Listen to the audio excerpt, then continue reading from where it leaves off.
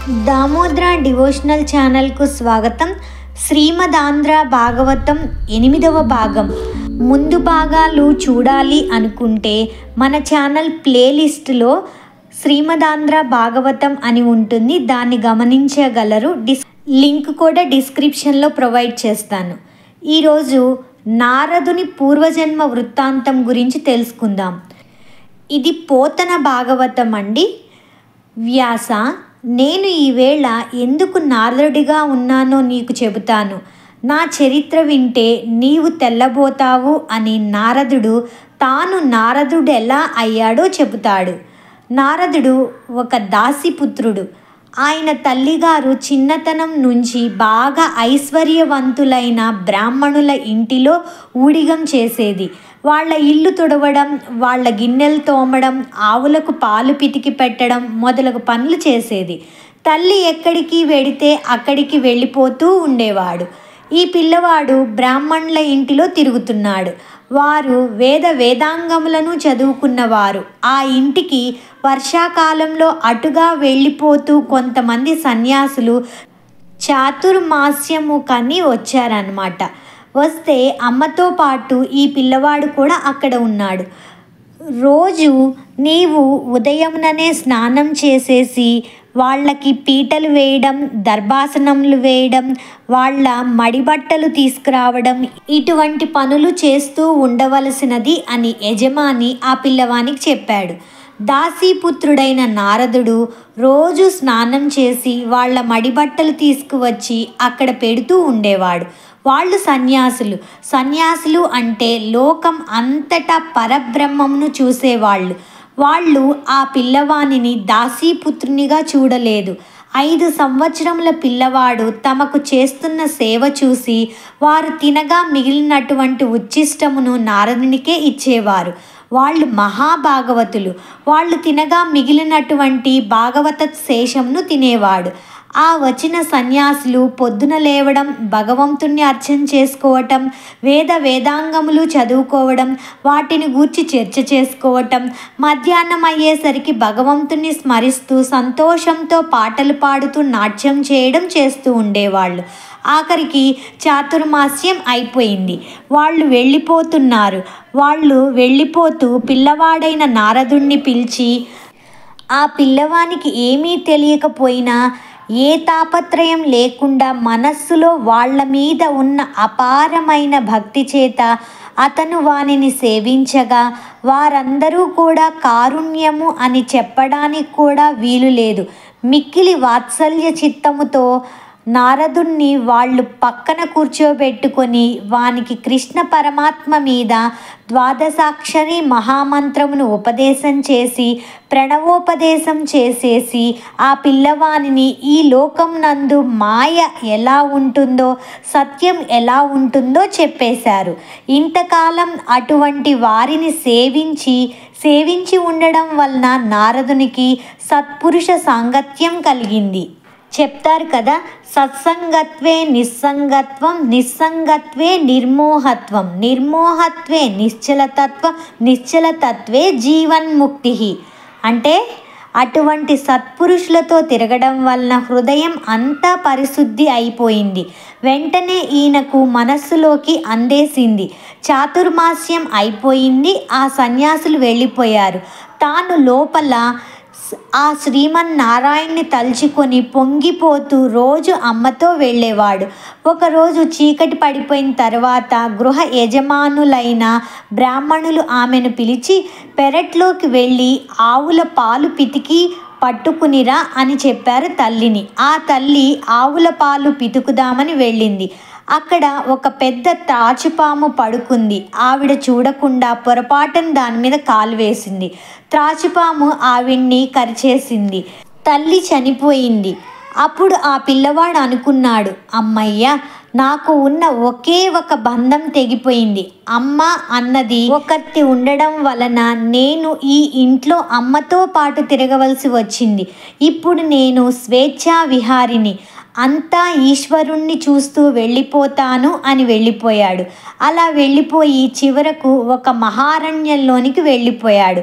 అక్కడ పెద్ద పులులు తిరుగుతున్నాయి, క్రూర సర్పములు తిరుగుతున్నాయి. ఆయన అనుకుంటున్నాడు, నాకు ఏమిటి భయం? ఈ లోకం అంతటా నిండి నిబిడీకృతము అయి శాసించే కారుణ్యమూర్తి అయిన ఆ శ్రీమన్నారాయణుడు ఇక్కడ ఉన్నాడని వాళ్ళు నాకు చెప్పారు. ఇక్కడ నా స్వామి ఉండగా నాకు ఏ ఆపద జరగదు అనుకున్నాడు. ఆ సమయంలో అతనికి విపరీతమైన దాహం వేసింది. అక్కడ ఒక మడుగు కనబడింది. అక్కడ నీళ్లు తాగి స్నానం చేసి, ఇక్కడ నా స్వామి ఒకసారి నాకు సాకారంగా కనపడితే బాగుండును అని ఒక రావి చెట్టు కింద కూర్చొని ద్వాదశాక్షరి మంత్రమును తదేకంగా ధ్యానం చేస్తున్నాడు. అలా ధ్యానం చేస్తుంటే లీలా మాత్రంగా ఒక మెరుపులా శ్రీమన్నారాయణుని దర్శనం అయ్యింది. పొంగిపోయి పైనుండి క్రిందకి మెరుపును చూసినట్లు చూశాడు. అంతే, స్వామి అంతర్ధానం అయిపోయారు.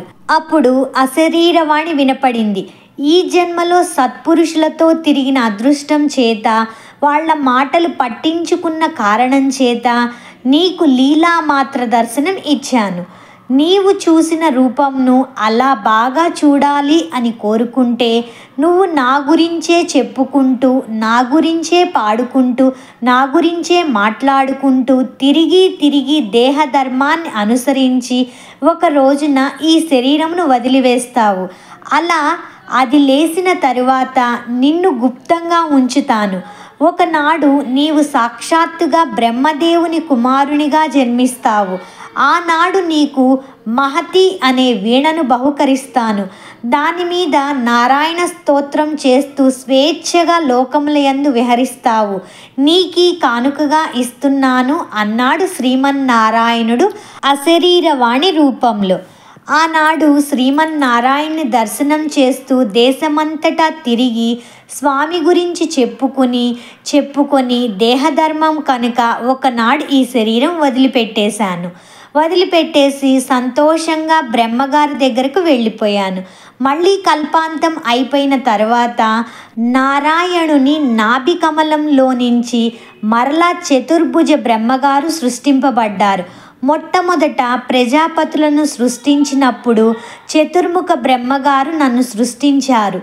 నాకు మహతి అను వీణను ఇచ్చారు. ఆ వీణ సర్వకాలముల యందు భగవంతునికి సంబంధించిన స్తోత్రమే పలుకుతుంది. నేను ఆ నారాయణ నామం చెప్పుకుంటూ లోకమంతటా స్వేచ్ఛగా తిరుగుతూ ఉంటాను.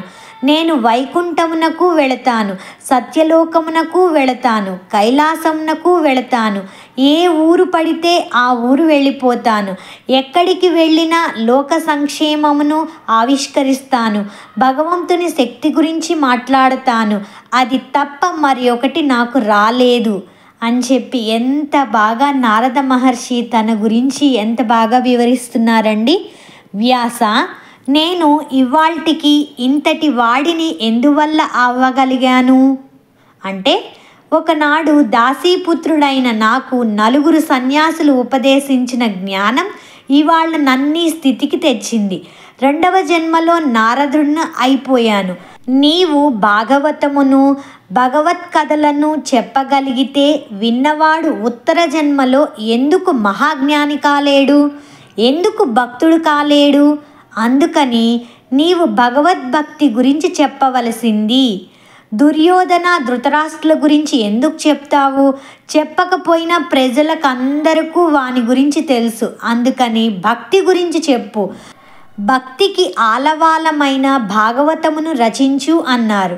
అనగా ఆనాడు మహానుభావుడు వ్యాస భగవానుడు నారదుని మాటలు విని పొంగిపోయి, నారద, ఎంత గొప్ప మాట చెప్పావయ్యా! ఇప్పుడు నేను భగవంతుని గురించి, భగవంతుడి విశేషముల గురించి, ఈ బ్రహ్మాండముల ఉత్పత్తి గురించి, ఆయనను నమ్ముకున్న భాగవతుల గురించి, ఈశ్వరుడు వాళ్ళ వెంట పరిగెత్తునటువంటి వృత్తాంతముల గురించి నేను రచన చేస్తాను. ఇది ఎవరు చదువుతారో, ఎవరు వింటారో వాళ్ళు నీవు తరించిపోయినట్లు తరించిపోతారు.